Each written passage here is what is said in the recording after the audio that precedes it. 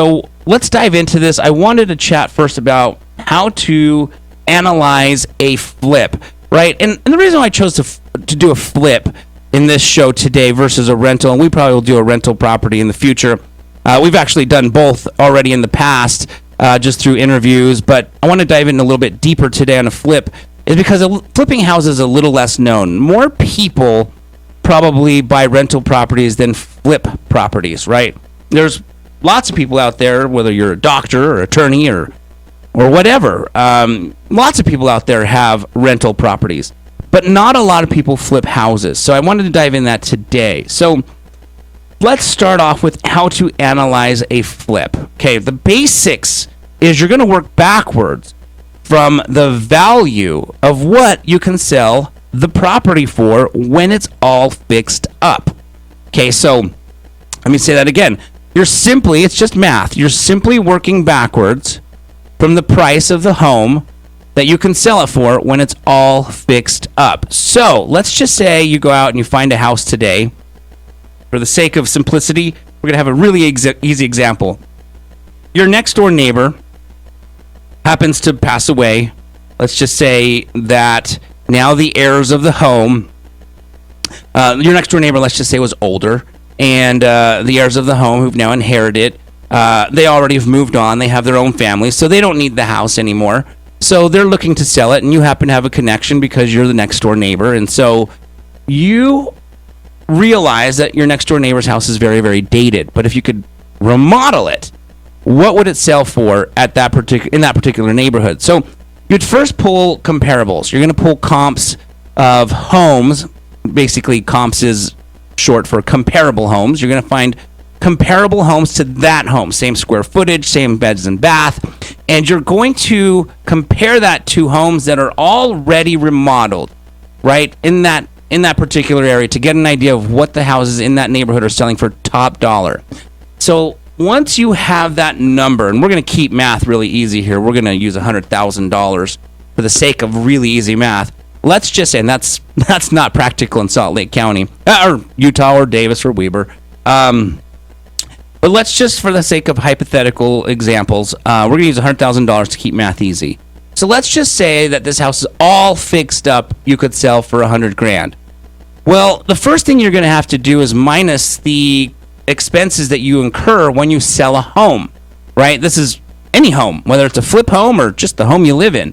You're going to pay typically 6% to real estate agents, right? And you're typically going to pay 1% as a seller in closing costs, but oftentimes the buyers will ask for help, assistance in closing costs.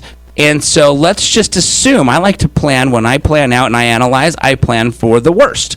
Let's just say that and I shouldn't say the worst, that sounds negative, but the worst case scenario is a buyer is going to ask you probably for 3% of closing costs. So let's just assume that a buyer is going to ask you for 3% of closing costs. You're going to have 1% of closing costs on your side. So that's 4% right there. And if you have to pay a real estate agent 6%, because they're going to pay 3% to the buyer's agent who comes and brings the buyer to buy your home, then you're looking at 10%, right? 6% in real estate agent costs and 4% in closing costs if you have to pay 3% of your buyer's closing costs. So I plan for that. If we don't have to pay for that, then great. If we don't have to pay for our buyer's closing costs because they don't ask for it, great. You just made an extra 3% in your profit. But if you plan for the worst, then you can be prepared for the worst. Okay, so right off the top, when you put your house on the market at that $100,000 price, you already know you're going to minus 10%. So in our example, that's $10,000 in expenses that everybody typically will pay in selling a home. Okay, I shouldn't say everybody, but a lot of people will pay in selling a home. So now you minus 10%. The next thing you want to minus is the amount of repairs it's going to cost you to fix up the home. So if this house is super, super dated, what are you going to do to the home? Does it need a new roof? Does it need a new furnace? Does it need an air conditioner? Is it still a swamp cooler? Does it need a new water heater? Those are typically bigger ticket items when you have the roof, furnace, AC unit, water heater, electrical, plumbing. If you have to upgrade, if the home's really old and it has knob and tube wiring, then you're going to need to upgrade a lot of electrical, and that can be very expensive as well. So those are going to be typically big items. So you're going to have to determine, what are you going to have to upgrade? Are you going to put new kitchen cabinets in because the ones that are there are very dated? So once you've figured out what your repair cost is, then you minus that expense. So you have $100,000 minus your cost to sell expense, which is 10%. We just discussed that. Minus, let's just say hypothetically in this example, it cost you $20,000 to remodel a home, which is, again, just an example. It's going to cost you probably more than $20,000 to do a full-blown remodel in any home in Salt Lake County. You could probably remodel part of a home for $20,000. Not probably, you could, part of a home. But to do a full-blown remodel anywhere in Salt Lake County, for example, it's going to be full-blown, more than $20,000. But in our example, we call it $20,000. So now from $100,000 minus the 10%, which is in this case $10,000, keeping math easy, we're down to $90,000. Now we minus the $20,000 it's going to cost us to fix up the home to make it to a high-priced home for that neighborhood. Now we minus that $20,000. 90 minus 20 is $70,000. So now we're at $70,000 just in expenses to remodel the home, right? Excuse me. Now we're in $30,000 in expenses to remodel the home, which leaves $70,000 left. So now you have to minus what you want to make. Now, the reason I say you want to make, there's a lot of people out there that will preach, you want to make 10%, you want to make 20% profit on whatever you can sell it for. I think those are good rules of thumb when you're just starting. It keeps newer investors safe. You hear a lot of national speakers or gurus say you want to have a 10% profit margin, a 20% profit margin, which is a good rule of thumb if you're new and you maybe miscalculate what you can sell it for, you miscalculate your renovations, so you got a big cushion in there to hopefully come out of it ahead and not negative. But I had a mentor tell me a long, long time ago, depending on what I'm going to do to the home would depend on how much I want to make. If I'm doing a full-blown remodel, yes, I'm going to want to make a lot more than if all I'm going to do to the home is paint and carpet. Because there's a lot less risk on remodeling a home if you're not removing walls, if you're not digging up wiring, if you're not dealing with foundation, if you're not doing a lot of major construction. If all you're going to do is paint and carpet, then you can determine, well, maybe, hypothetically, maybe making $10,000, $12,000, $15,000 just to paint and new carpet a home might be worth the profit, right?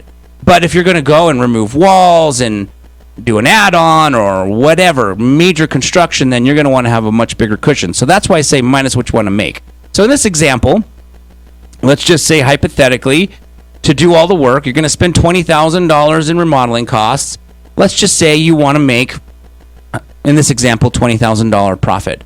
So now your $70,000 minus what you want to make is $50,000, and I call it a profit cushion. Actually, I call it a cushion, really is what I call it, because you have a goal to make $20,000, but really that cushion is there to protect you so that you profit something, hopefully. In many cases, surprises pop up, unexpected cost will pop up. Maybe the market changes. Right now, there's probably a lot of flippers who are playing in the high-end flipping game that are a little bit nervous. They might hold their properties longer. If they're holding their properties longer, they're having more holding costs. They got to pay the mortgage payment or hard money loan every single month longer than they expected, and those eat your profit margin. So that's a profit cushion. So you hope to make 20, but maybe due to some unexpected events, you make 18, you make 16. Whatever it is, it's your cushion. So in this particular case, let's call it 20,000.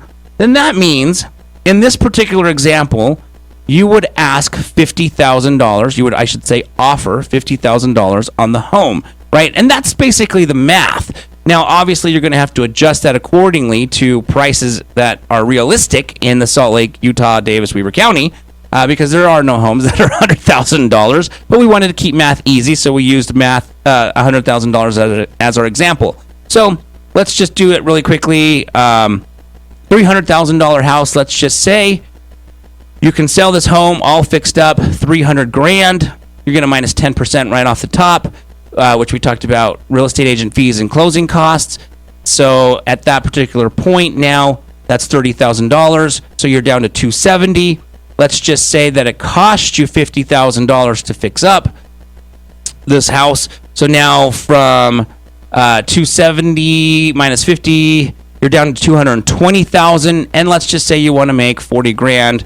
Now you're at $180,000. So $180,000 is the price that you want to offer if you're paying cash. Okay, this is not taking in consideration that you're borrowing money, hard money. A lot of flippers out there borrow hard money, but there's also some flippers out there who pay cash. They don't want to have that extra expense. So if you're paying cash, then that's the formula. If you're going to borrow hard money, then you just need to minus a little bit more on the cost of what it's going to cost you to borrow that loan. Hard money lenders, or I shouldn't say hard money in general, I should just call it a loan. Whatever loan you're utilizing, private money, hard money, conventional, whatever it is, and you're doing a flip, you're just going to want to anticipate how long are you going to hold this property. Let's just say 6 months. How many months, how much is your loan payment per month? Times that by 6, and any costs on top of that, points that you might have added on top of that. Determine what it's going to cost you to borrow that loan for 6 months, and then of course you can minus that as well. So the example was strictly if you had the cash to go out and do this without borrowing any money. If you're going to borrow money, just factor that in there as well. Okay, so when we come back, we're going to take a quick commercial break. That is the formula. That is the basically that is the formula that I use. That is the formula that a lot of my friends use. That is the formula that a lot of flippers use. Basically is you take your after repair value, ARV. You'll hear that acronym, ARV, after repair value. You take that number, which is the value after you repair the home. So in this case, we used $300,000 in our second example. You take that ARV minus 10%, minus your repairs, whatever that cost is, minus what you want to make, and that is your what they call MAO, MAO, maximum available offer, MAO, MAO.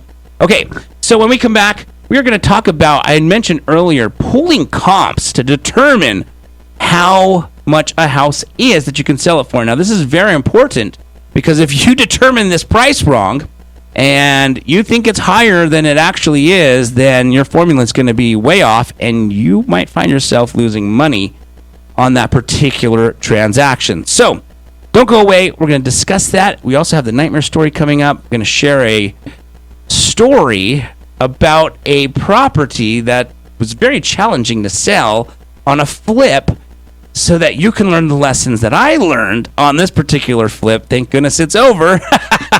But don't go away.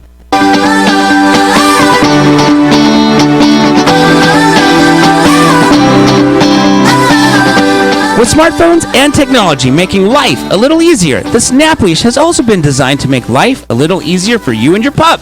Whether you're out on a stroll in the park, or possibly a walk through the city, or maybe even a hike up in the mountains, the Snap Leash is the perfect leash for you. The Snap Leash can easily and conveniently convert into 7 types of leashes, making the Snap Leash the most convenient leash in the world. What other leash do you know that is 7 leashes in one? With the Snap Leash having appearances on the Today Show in New York City, TV 47 in Dallas, Texas, and ABC 4 on Midday, Utah, you are definitely going to want to take a peek at what the Snap Leash can do for you and your best friend. Make life a little easier for you and your pup and visit www.snapleash.com today.